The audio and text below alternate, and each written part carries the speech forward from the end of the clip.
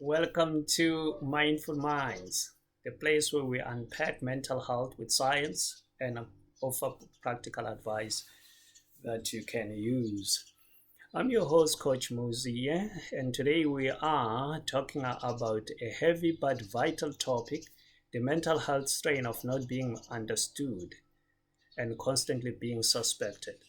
Whether it's at work, with friends, or in a tight knit community, that feeling of being doubted all the time can weigh you down, creating a stress loop that some of us badly to deal with. So, we'll explore in this podcast today the science behind why this happens. We hope this will illuminate and inform our handling of such situations. And then we'll also talk about why some people seems like magnets for misunderstanding. People like outliers, neurodivergent people, and geniuses.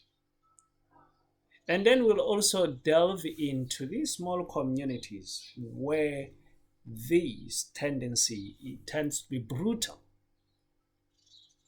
Hopefully, this will inform you help appreciate how it impacts the brain of the person being misunderstood, and maybe that will make us a bit more kind when we're dealing with others. But we'll end our podcast by sharing tips on how to manage and handle the situation. So if you're interested, I invite you to settle in and let us talk about it. So we'll start with the science because once you unlock the understanding of what is happening in the brain, it can make you deal with this thing in a better way, without really taking it personal. Unjustified suspicion often ties into paranoia, and it's not just in your head, it's in your brain. Research shows that excessive dopamine, this is a neurotransmitter tied to reward and motivation, and it makes you feel good. When one have it in excessive amounts, it makes the brain to start seeing threats where there aren't any. So your brain does have an alarm system to warn you about danger, but it becomes unreasonable when it is stuck on high alert and then just going off off without any particular reason. You end up turning even simple neural moments into red flags. Where does it happen in our brain? There are two regions. One, the amygdala, which is your emotional alarm system, and then parts of the basal ganglia, with handling habits like defaulting to distrust. And these tendencies we have as people to expect the worst.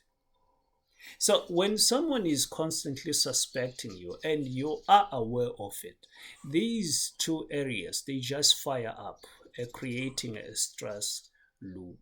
In other words, you are always perennially stressed, and it builds into depression and other mental issues. Unfortunately, we also have some cognitive biases ourselves. They tend to fuel this fire that was caused by the suspicion. We become fearful, we become angry. Instead of looking at the facts, why is this person behaving this way? Why is this person doubting me? Why is this person suspecting me? You know, we don't want to end up locking in the suspicion. We want to deal with it. If you're not careful, this tendency can even spiral into rigid beliefs about certain people. We might even come up with conspiracy like thinking, telling stories, creating others about people simply because we are perennially suspecting them and they are perennially suspects in our lives. So we don't want mistrust to become our default mindset. So, why do some people, especially outliers, face more scrutiny, more suspicion? It comes down to how the brain processes the unfamiliar. We are wired, this is for our protection, to categorize and predict.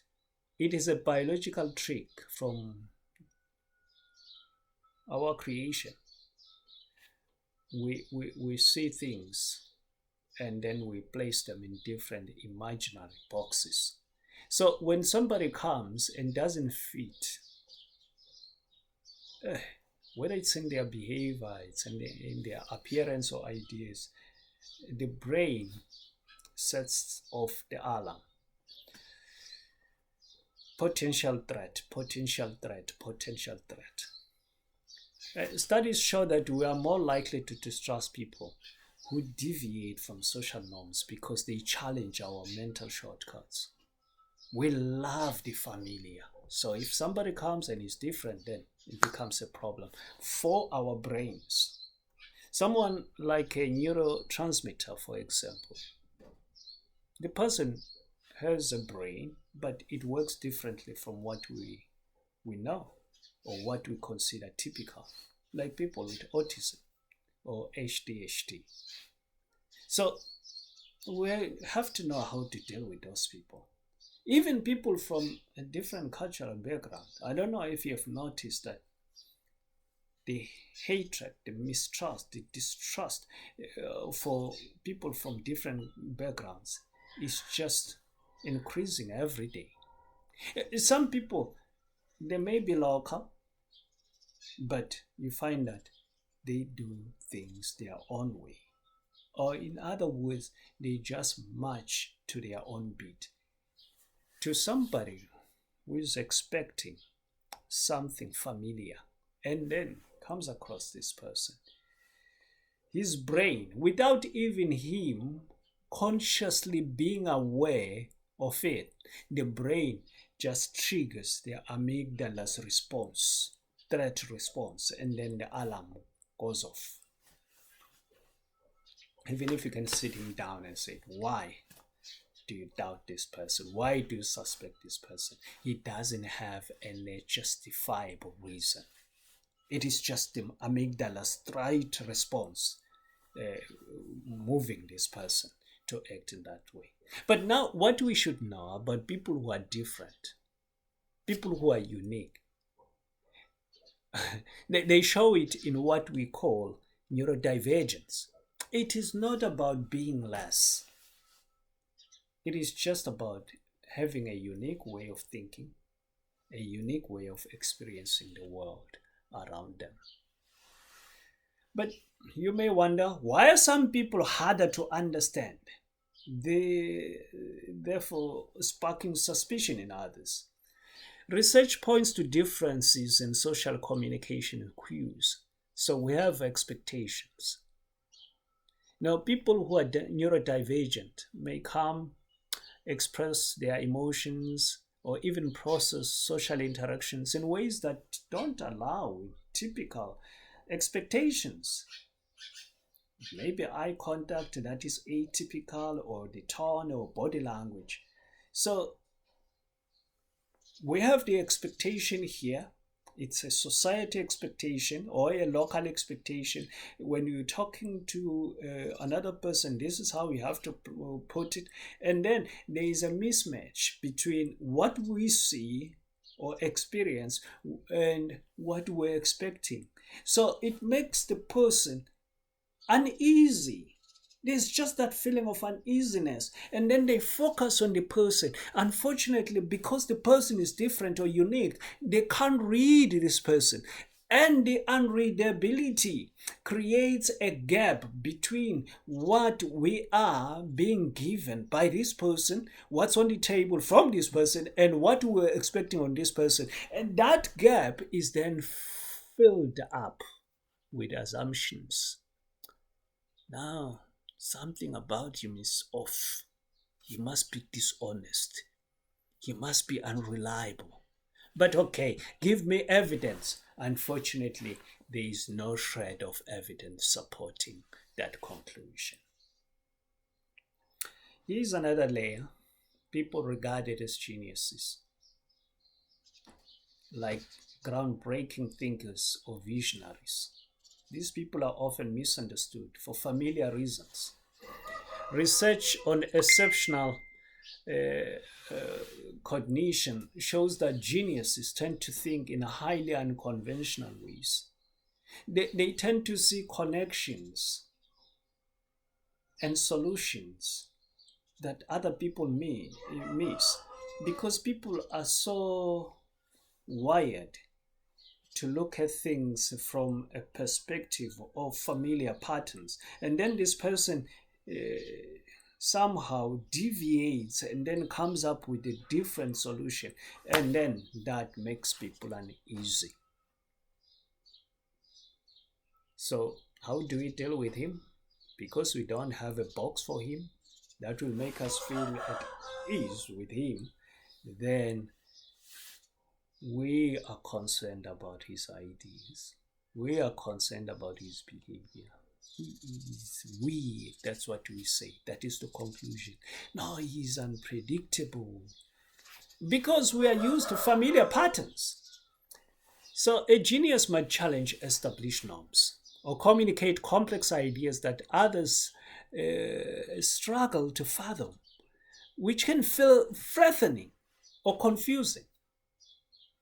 Their intensity, their focus can make them seem unreadable, thus triggering suspicion in those who value conformity. Please note this. It is not that this person is doing anything wrong. It is just that their brilliance does not always fit the mold others expect. He functions at a higher level than their minds, and it makes them uneasy.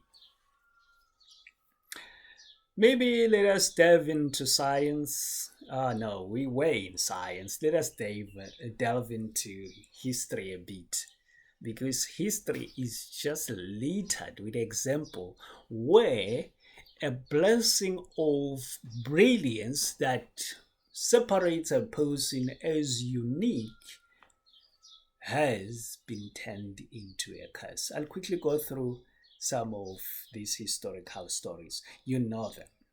Galileo Galilei, the genius in astronomy, who championed the idea that the earth orbits the sun. 1633, the Catholic Church saw that explanation as heresy. They tried him during the Inquisition. They sentenced him to house arrest for life. His innovative mind advanced the science, but the misunderstanding brought isolation and persecution for him. Then we have Vincent van Gogh. I don't know if you know Van Gogh. This is a painter. He had this bold, emotional style that revolutionized art.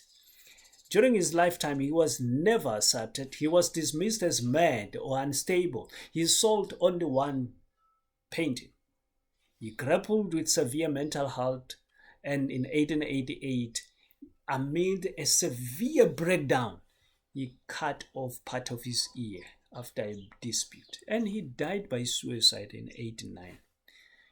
When he died, he was poor, he was unrecognized. His genius was a blessing that was appreciated posthumously, but during his time, it was never a blessing, it was a curse that brought him nothing but profound loneliness. Albert Einstein, the physicist who reshaped our understanding of space and time through his theory of relativity, he faced suspicion for his unconventional ideas and background. In the early 1900s, he produced a paper. He published a paper, but it was initially dismissed by the scientific community.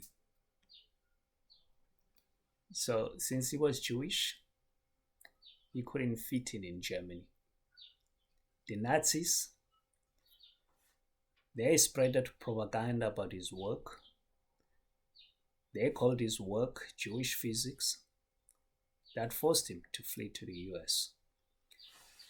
Looking from where we are in the stream of time, his genius redefined science, but his non-conformity and cultural differences through suspicion and alienation. For those who are used to the Bible, I don't want to discuss John. I might be misunderstood, and the postcast could be misinterpreted. I don't want to delve into scriptural matters, but there is John the Baptist. During this time, you can read about him. There is Jesus himself. For Christians, you can read about him. He was different. He was operating at a higher plane than others. And how was he treated? History has all the details. I don't have to delve into that, lest I'm misunderstood. But all these stories, they demonstrate one thing. Genius. Genius is a blessing, but it makes you different. It invites suspicion, rejection, and hardship. It can even be a curse. And I pity you if you come from a small community or from a small country where everybody knows everybody and you happen to have something that makes you stand out. In these social settings, you find that the norms are rigid.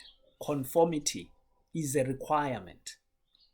So when you come and you're different, whether it is just neurodivergence, I've already introduced that concept and I hope you understand it by now, or it's just your communication style, it's unique, or it could be your genius level ideas.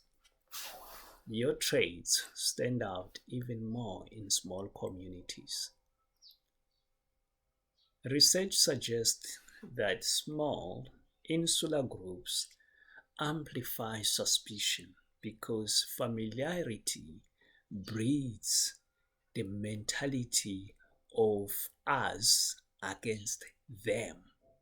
In these communities, gossip spreads fast, and any deviation, like somebody who thinks differently or unconventionally, or a person who comes across as unreadable outsider, they scrutinize you. It fuels mistrust. It is a brutal experience. So your differences are not just noticed by others, they are magnified. They talk about it and they scrutinize every little thing that you are saying.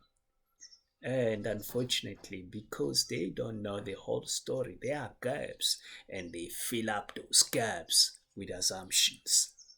My friend, if you are in that situation, please remember this. It is not about you. It is about the brain discomfort with different. They just can't stand that you are unique. They just can't stand that they can't understand you. And there is nothing wrong with them. It is the brain. It's the way it functions. Perfection is going to resolve that one day.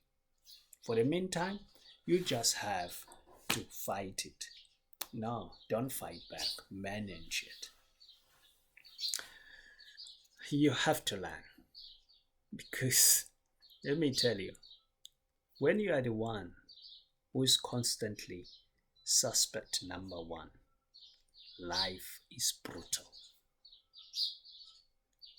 Chronic suspicion spikes cortisol. And cortisol is the stress hormone. It disrupts your daily rhythms and leaving you drained and anxious. It erodes self-esteem, it plants self-doubt, and for some, especially those with trauma, who feel like outsiders, it can feel dehumanizing, like we are not even seen as you. If you're an outlier, whether a neurodivergent or a genius or just different in a small community, this hits harder because the scrutiny feels tied to who you are.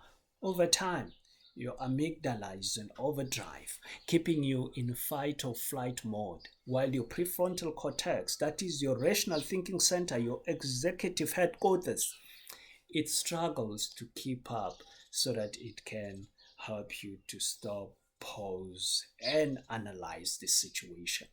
At the end of the day, it is exhausting and it's real. But here's one thing: understand the science, understand why people are suspicious. They are battling to deal with the unfamiliar. The problem is not you, the problem is in their natural or biological alarm system. They can't read you, so they default to suspicion, not because they want to, they just have to. It is natural. But we will always have people who are suspicious of others. And we will have people who are always hard to understand. And people who will be misjudged. Please, allow the knowledge to help you to manage the situation. It is about his wiring. And remember, they are not responsible for the wiring in their brains. It has been messed up by imperfection. So it is not a reflection of your worth, of your value. So don't lose your self-esteem. How can you manage this situation without the strain defining you? The first thing, build your tribe, sir. Surround yourself with people who get you. Friends, family, or peer support groups, even if they are outside your community. Share your experiences. Whether it's a neurodivergent person, a genius, or an outlier, so that your feelings can be validated. Then you will break that isolation cycle. It's like a shield when you're building your own tribe against the suspicion spiral, whether it's small town gossip or misread cues. Second thing, lean into mindfulness. What I mean here, my friend, is that whether you are the one suspected or the one suspicious, stop, pause, ask yourself, is this a real threat? Or my brain is going through a glitch? Try some breathing exercises, try meditation to calm your mind and lower your stress, and then write down your thoughts, especially the negative one. Challenge them with evidence and facts. It will help rewire those suspicion pathways. Whether you're misjudged because of a unique way of thinking or you are the one who is suspicious. Care for yourself, what they call self-care. Exercise, a balanced diet, a good sleep should not just be cliches. Remember, these things, they regulate your cortisol. They regulate your dopamine, giving your brain a boost. So focus on what is positive in your life. Challenge unhelpful thoughts and stay connected with people who see the real you, even if your communication style and ideas feel misunderstood. Number 4, communicate and set boundaries. Tell them, use the I statements. I feel concerned when this happens. Express yourself clearly. Do not escalate things. Do not overreact. In small communities where rumors and misread cues spread fast, set boundaries to protect your privacy, your space, and your peace. If people are projecting, say someone is misjudging your genius for arrogance, lack of humility, reflect on their triggers instead of reacting to what they are doing.